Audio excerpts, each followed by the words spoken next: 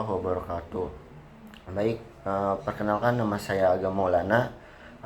Pada kesempatan kali ini saya akan melanjutkan pembahasan dari video sebelumnya. Jika kemarin kita membahas mengenai protein, sekarang kita akan membahas mengenai apa itu lemak. Nah, mungkin teman-teman juga sudah tidak asing dengan yang namanya lemak. Lemak biasanya terdapat pada tubuh kita yang kelebihan atau cadangan lemaknya cukup tinggi. Nah, itu bisa kita lihat dan kita temukan pada teman-teman kita atau orang-orang yang memiliki badan yang cukup tidak ideal dari yang seharusnya gitu. Nah, lemak, jadi apa sih itu lemak? Jadi lemak adalah zat organik hidrofobik yang sukar larut dalam air. Nah, artinya lemak itu sulit larut dalam sistem air, tetapi lemak juga dapat larut dalam pelarut organik. Contohnya seperti ether, benzen, dan kloroform. Nah, lemak juga tersusun atas 5 teman-teman, yaitu terdiri dari karbon, oksigen, nitrogen, hidrogen, dan fosfor. Nah, lemak juga memiliki beberapa manfaat bagi tubuh kita, dan lemak juga memiliki fungsi bagi tubuh kita, teman-teman.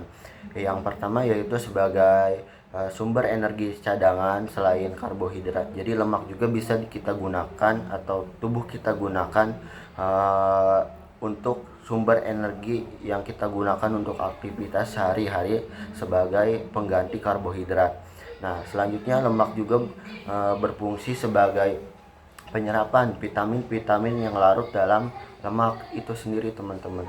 Jadi, dan yang ketiga, lemak juga berfungsi melindungi organ-organ vital yang ada di tubuh kita ini agar terlindungi, dan lemak itu yang melindungi organ-organ kita, teman-teman. Nah, dan yang selanjutnya, lemak juga berfungsi sebagai pembangun atau pembentuk struktur tubuh kita agar tubuh kita lebih enak dilihat, atau jika kita kelihatan tulangnya saja kan tidak enak. Jadi lemak juga membantu atau membangun struktur tubuh pada tubuh kita. Dan yang terakhir, lemak juga berfungsi sebagai penyerapan vitamin, teman-teman, yaitu vitamin A, D, E, dan vitamin K. Nah, selanjutnya adalah klasifikasi lemak. Nah, berdasarkan komposisi kimianya, lemak dibagi menjadi 3, yaitu lemak sederhana, lemak campuran, dan lemak asli atau derivat lemak. Nah, lemak sederhana itu contohnya seperti lilin malam, dan minyak yang larut dalam suhu ruang. Nah, selanjutnya ada lemak campuran. Lemak campuran adalah lemak gabungan dari senyawa lain. Jadi lemak yang kandungannya tidak pure lemak saja, jadi ada kandungan dari senyawa lain juga. Nah, selanjutnya adalah lemak asli atau derivat lemak. Nah, lemak asli atau derivat lemak ini contohnya seperti asam lemak dan kolesterol. Nah, selanjutnya ada jenis-jenis lemak. Nah, lemak terbagi menjadi 2 jenis, yaitu lemak baik dan lemak jahat. Nah, apa sih itu lemak baik dan lemak jahat? Jadi lemak baik itu adalah lemak tak jenuh, sedangkan lemak jahat adalah lemak jenuh. Nah, lemak baik dapat membantu atau melindungi tubuh kita dari penyakit jantung.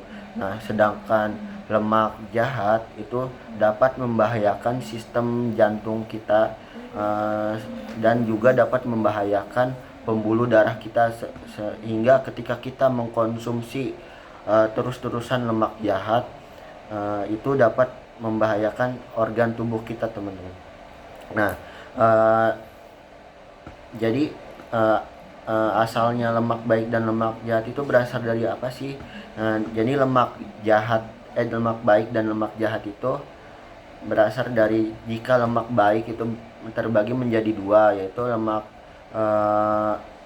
yaitu berasal dari hewani dan juga berasal dari nabati. Nah, jika berasal dari hewani yaitu seperti pada ikan, contohnya ikan salmon, ikan tuna, ikan sarden, ataupun dalam telur.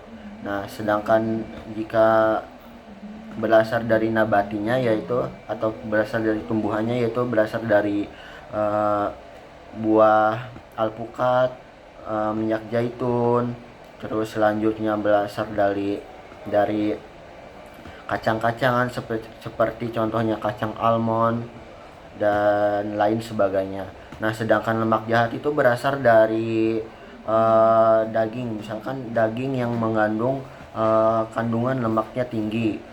Terus kemudian terdapat pada gorengan dan pada makanan cepat saji seperti keripik dan yang lain sebagainya.